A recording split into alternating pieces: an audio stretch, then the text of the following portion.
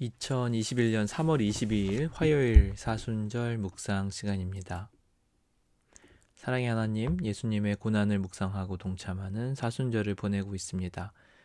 예수님께 온전히 길들여지는 훈련의 시간이 되게 하옵소서. 이번 주 전구 끄고 촛불 켜기에도 동참하게 하옵소서. 우리 구주 예수님의 이름으로 기도합니다. 오늘 말씀은 요한복음 7장 40절에서 52절 말씀입니다.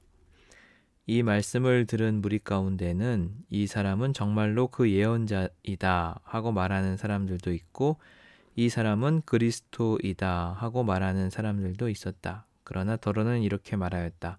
갈릴리에서 그리스도가 날 수 있을까? 성경은 그리스도가 다윗의 후손 가운데서 날 것이요 또 다윗이 살던 마을 베들레헴에서 날 것이라고 말하지 않았는가? 무리 가운데 예수 때문에 분열이 일어났다. 그들 가운데서 예수를 잡고자 하는 사람도 몇 있었으나 아무도 그에게 손을 대지는 못하였다. 성전 경비병들이 대제사장들과 바리새파 사람들에게 돌아오니 그들이 경비병들에게 물었다. 어찌하여 그를 끌어오지 않았느냐? 경비병들이 대답하였다.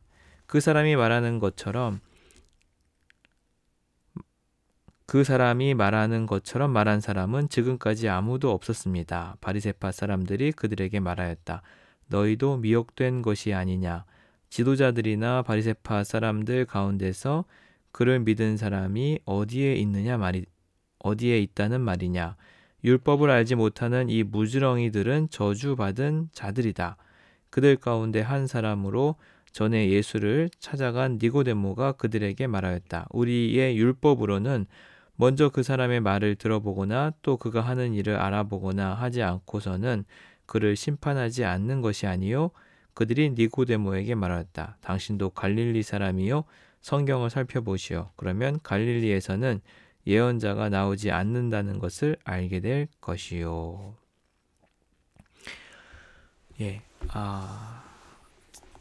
지금 예수님 출신을 가지고 여러 가지 논쟁이 벌어지고 있습니다. 많은 사람들이 예수님이 메시아가 아닌가 그런 생각을 하게 되고 또 율법을 공부했던 종교 지도자들은 결코 그는 메시아가 될 수 없다. 왜냐하면 그 사람은 갈릴리 사람이기 때문이다 라고 이야기를 합니다. 니고데모가 그래도 율법에도 이 사람에 대해서 잘 알아본 후에 우리가 결론을 낼 수 있지 않느냐 그랬더니 당신도 갈릴리 사람이냐? 갈릴리에서는 예언자가 나오지 않는다. 이렇게 이야기합니다.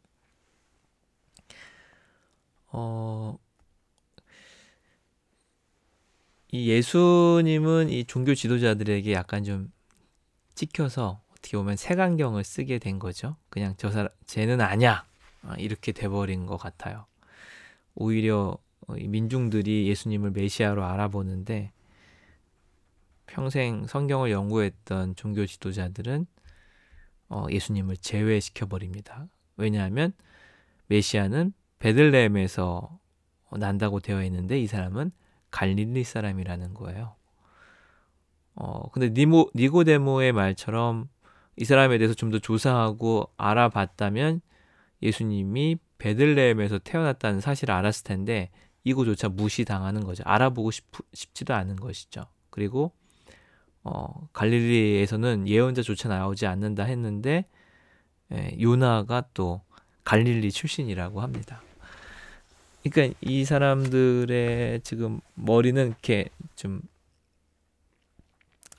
딱 하나 그냥 일방적으로 정해버린 거죠. 이 고정관념, 또 이런 오해, 편견이 예수님을 차별하게 만든 주된 원인이 됩니다.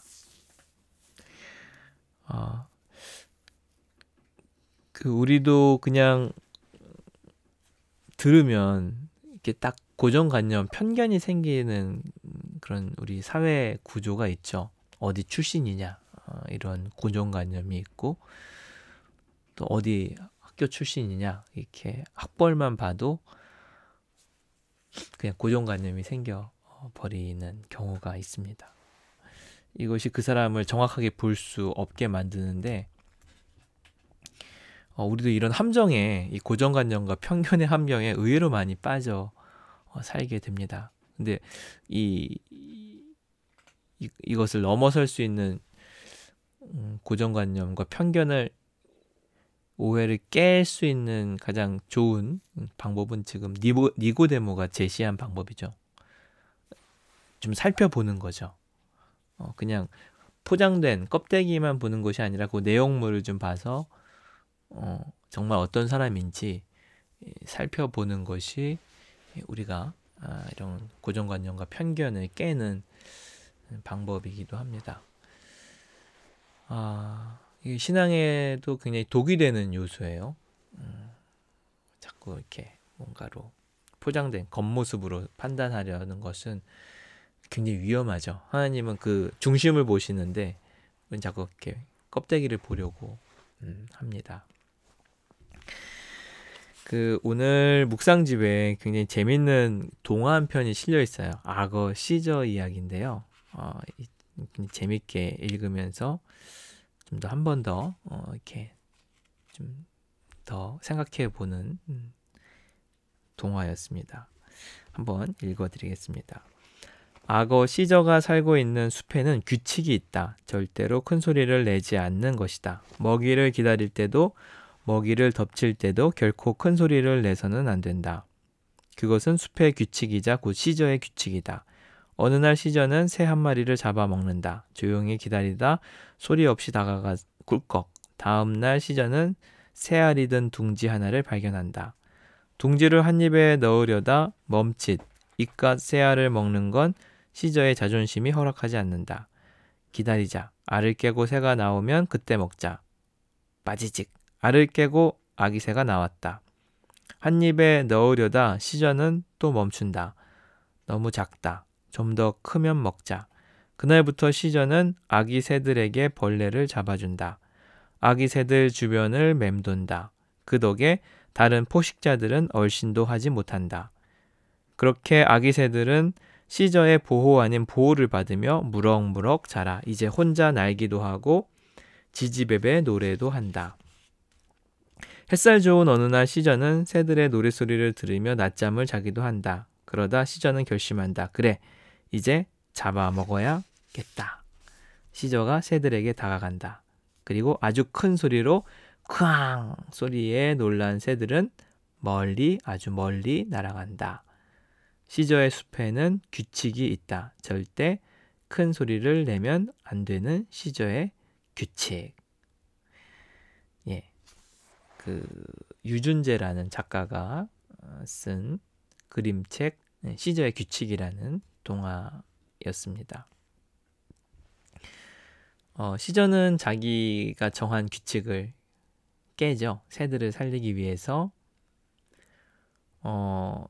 둥지 속 새알을 먹지 않은 건 끝까지 아기 새들을 돌본 건 어미 새를 잡아먹은 죄책감일 수도, 또 아기 새들을 사랑하게 된 것일 수도 있다.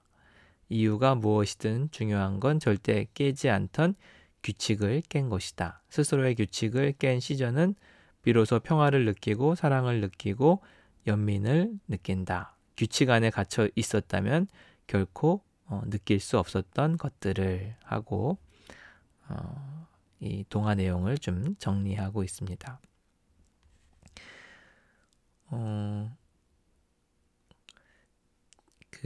자라는 걸 보면서 뭐랄까요? 관계가 형성될 수도 있는 거죠.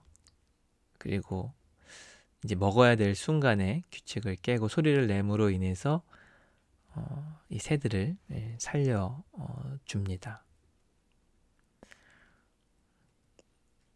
새가 먹어야 할 대상, 자기의 먹잇감이 아니라 또 친구가 될 수 있다는 또 그런 이야기도 좀 품고 있는 것 같아요. 규칙을 깨므로 이렇게 변화가 된 시저의 이야기였습니다. 혹시 오늘 하루 살아가면서 우리 나를 이렇게 좀 사로잡고 있는 그런 또 정치적인, 또 문화적인, 또 교육적인, 또 사회적인 이러한 또 신앙적인 편견들, 저 사람은 안 돼, 저래서 안 돼, 이렇게 못 받고 들어가는 그런 것들이 있으면 다시 열린 마음으로 그들을 좀 바라볼 수 있는 그런 여지를 조금 틈새를 좀 줄 수 있는 은혜를 또 누리기를 주님의 이름으로 소망합니다. 주님, 고정관념, 편견, 오해가 수많은 차별을 만들어냅니다. 우리가 갇혀있는 고정관념, 편견, 오해의 감옥으로부터 탈출하게 하옵소서. 예수님의 이름으로 기도합니다. 아멘.